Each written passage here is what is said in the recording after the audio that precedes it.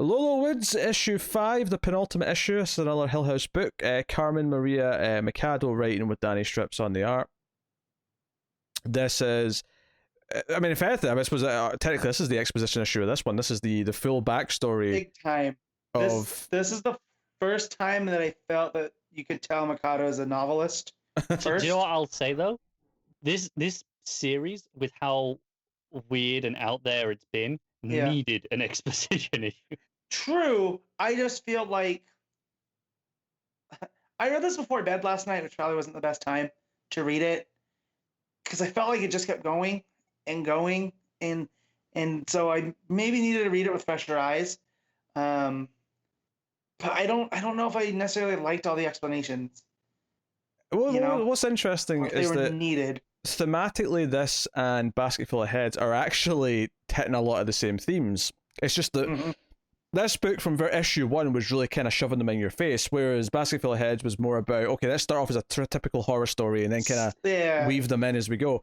Whereas this, all the things we were kind of speculating about them losing time, we find out, no, there's straight up men in this town who use this magic water that makes them forget, whatever period of time, depending on how much you give them, to using it to sexually assault people. That's clearly what's been happening. And this witch character, was almost assaulted, was saved by a patient of this nearby hospital that is for, for people's, what does she call it again? Sanatorium, a place for people. Yeah, it's a sanatorium.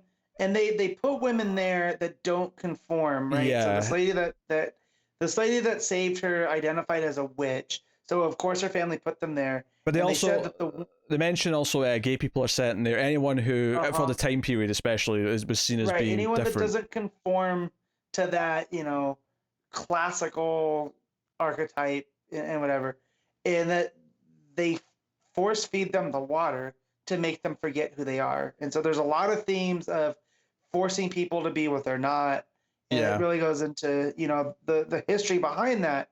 And so you've got this dark opening then of this attempted assault, and her, I mean, you don't see much. It's just like a shadowy figure. It's just done kind of tastefully, but her telling this story is quite dark. And then the big twist of the issue is because later on, once her mother dies, and this woman who's rescued her becomes kind of her aunt in the real world, and they find this alternative source that will give you your memories back. This alternative, natural, magical thing. The mushroom. Which is mushrooms. She gives she takes the mushrooms, and the horror twist of it is for the character here is that this attempted assault wasn't the first time. It had been happening repeatedly, and this was just the time that she got away. This was the time that it got interrupted and intervened by this other person. And all of a sudden, all these memories of all these horrible things. So we get this talk here towards the end of the issue where, like, all these women who are losing time, and the men who use this in the town are so blatant about it, they don't even put people back in their beds. They just, that's why people, because back in the issue, I remember talking about, why are they waking up in random places? It sounds sinister, but we don't know exactly the context of this. Right. It was all there. We just needed the context. And so slowly, Mikado gives them these. And that's why I feel it feels like a novelist, where there's stuff in chapter 1 that you can look at, and then when you know this, you look back at it and go, oh. And then there's the moral dilemma here of, like, everyone should know what's happened to them, but giving people, like, flooding them with these memories of these horrible assaults all at once at one time would make them go insane, basically. Yeah, it'd be horrific. And the idea that the men built up this mystery around the town, right? By like, this is a legend. This is something that happens to everyone. That everyone knows that. Oh yeah, women. It all happens to the women. No memories. It's fine. Don't worry about it. Yeah. Everyone. It happens to everyone. By doing that, they kind of stopped people questioning it. Yeah. Right. And then, of course, we find out that some of the creatures that we've been seeing, not the skinned men, that's like the perpetrators from the time. This is what the witch did to them. Yeah. But the sort of deer-like creatures and the bunny-like creatures, they're actually some of the women who couldn't live with the memories they'd got back. And she gave them this kind of like existence, which the girls are kind of like weirded by. Like, is that necessarily the right thing to do? They're not sure, but rightly weirded. Yeah. Like, you want to give them peace and whatnot, but at the same time, maybe turning them into scary creatures. There's an having them argument haunt the to forest be made by giving them their memories back and then offering them the water freely, being like, do you want to take this and forget it again, or do you want to live with the memory? And I think that would have probably been the ideal solution. And this then, so obviously you've got the conformity aspect of it as well, which brings in all these other themes, but you have kind of this cliffhanger at the end. And you also have the idea that, remember, I mean, our two main characters did wake up in the theater in that first issue. Like, what happened to them there? Right. Was it sexual? Was it something else? What's going on? But we end with this weird cliffhanger where it's Octavia's girlfriend that she's had this issue during the series. She's went to this thing to hang out with some of the guys, and we actually end in this cliffhanger where they basically know that they're probably going to assault her and whoever else goes to this thing. Well, that's going to be what happens at this party, and they're racing off at the end. So we actually have more of an action cliffhanger than I would have expected from this book, but it does work in the context of what we've discovered about what happens in this town. It's a very dark story with a very sort of supernatural twist that is so, like, this is not worried about being subtle or pulling punches. This is very much just the stark reality of this horrible thing that's happening. And I think the point of it is how much, like, real things sometimes in real life feel like they should have been, like, spoken about. People should have known. People should have spoke up. I mean, it's easy to bring up an example like Weinstein, like how many people kind of knew something was going on and never said anything. I think it's kind of like not a metaphor, but like a representation of that kind of idea, that ideology. Like, I mean, how many people in the town have a sense that something's going on, aren't taking part themselves necessarily, but maybe have an inkling that something's going on, but just don't question it because they don't want to shake the boat or anything like that. And so there's Heaven on Earth, which is the resort that got closed down. And doesn't Elle's dad, didn't he used to work there? Yes. Yeah, and that's the other element as well, is that there was guards at this place that knew about this and were letting people come in and use the water. Yeah.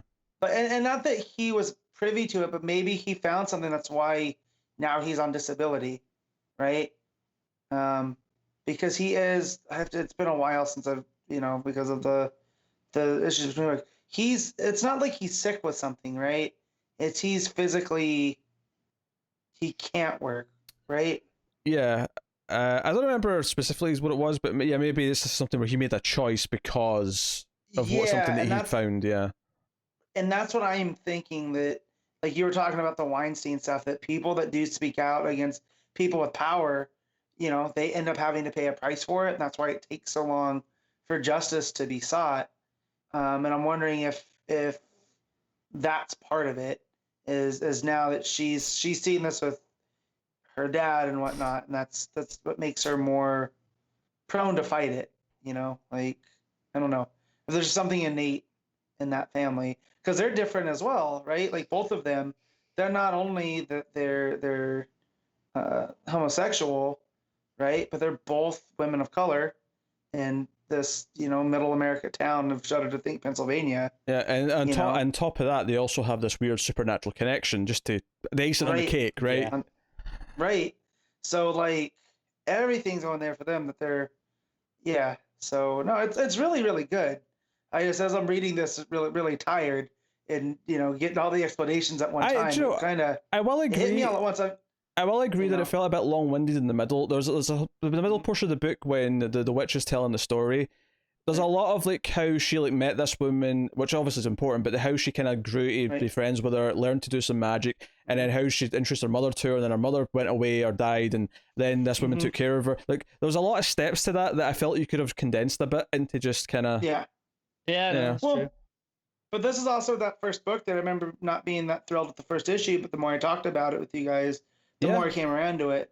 And that's kind of the theme of this book, is the more that we can, I don't want to say pick it apart, but decompress it. Break it down. And break it down. In fact, the more, I mean, again, this was more in your face with it, but at the same time, it's kind of one element that's kind of similar to Basket Full of Heads, is that it's got this supernatural weird horror thing where all these weird things are happening, but ultimately once we get down to it and we find out what's going on, the actual real scary part is actually really very real and very... It's the men, yeah.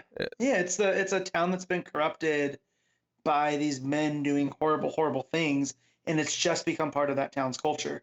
And they want to maintain it. They don't want it to change. They want to keep it in power and so on. And that society, that's the struggle of society, right? With these people that get the positions of power, they don't want to let it go, so they start finding less than, legal means, I guess, to keep consolidating it. And now you have our two heroes who are two people that have been affected by it and who aren't part of that system. They're outsiders just by their own personal choices and who they were born as.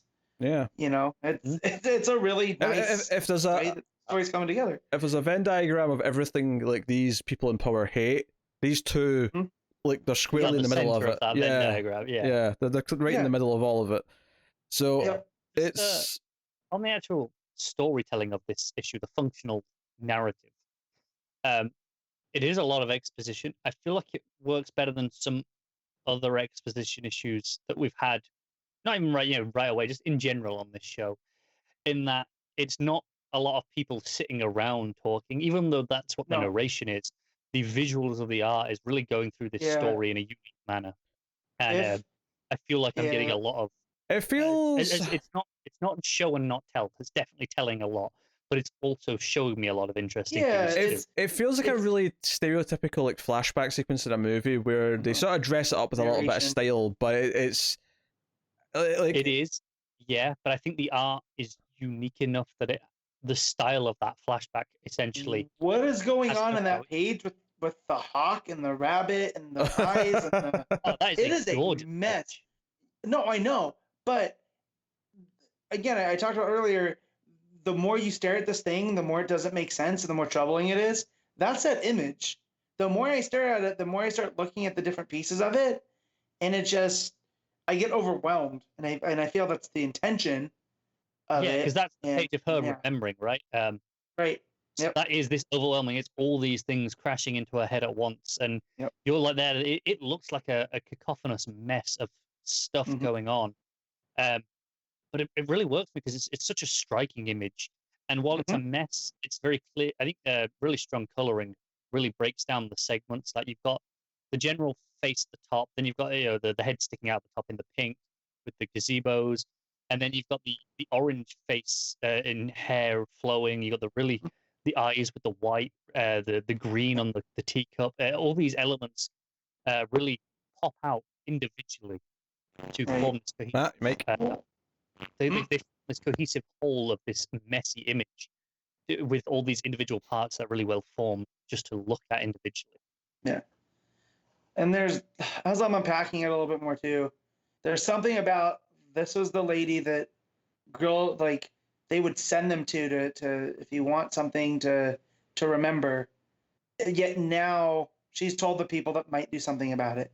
So how many people has she told the story to that just kind of were resigned to their fates and didn't do anything?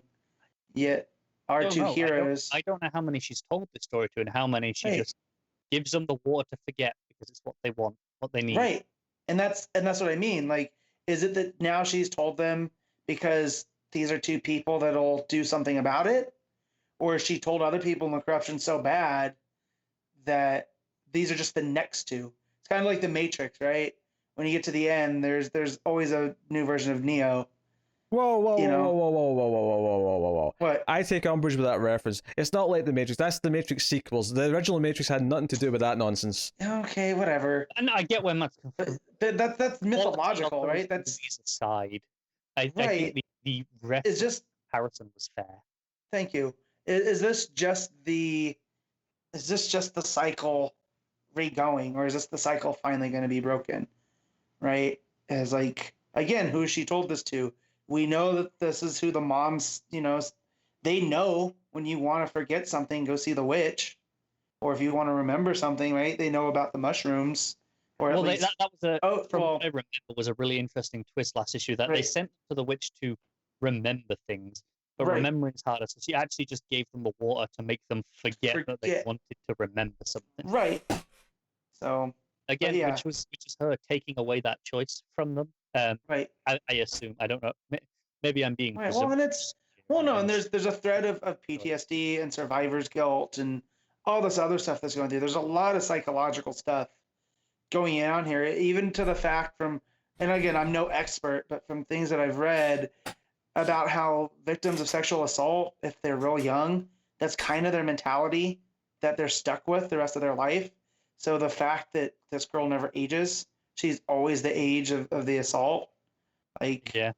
that's powerful, and that's all here on the page, and it just takes a little bit to get going. It really comes together. Like, Mhm. I think it's a dense read, this issue, especially more so than any other issue of this series. Yeah. But there is so much in there that is fascinating that Yeah. I And kind of almost give it a pass because there is so much to unpack. It's not just meaningless fluff. It's not just words for the sake of it. There's no, a lot of actual stuff going on in the dense the amount of words that there is. the backstory of the town, the backstory of the witch, they all tie together. Yeah.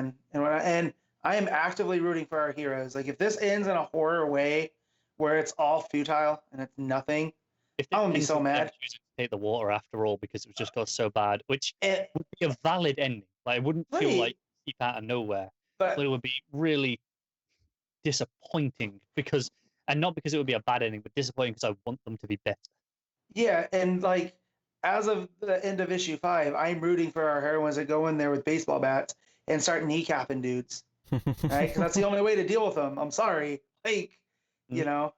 But yeah, that's what I want to see. Is that probably going to happen? No, because that's not the mature way to deal with problems, I've been told.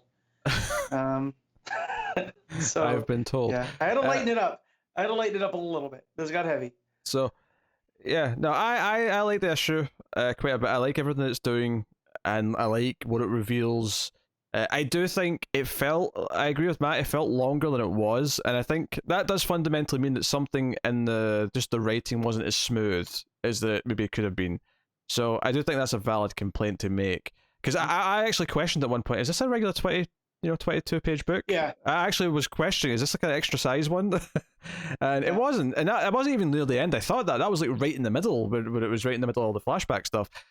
So clearly, there's maybe a complaint to be had there, but everything it's doing in terms of what it's setting up and what it's hitting at in the story now is, and I was excited by the cliffhanger. Like, I was like, no, go off and save people, kind of thing. So, all right, Matt, what are you giving Little Woods? 8.5. Connor. 8.5 from me as well. Yeah, I'll go with straight 8. Like I say, felt a bit long.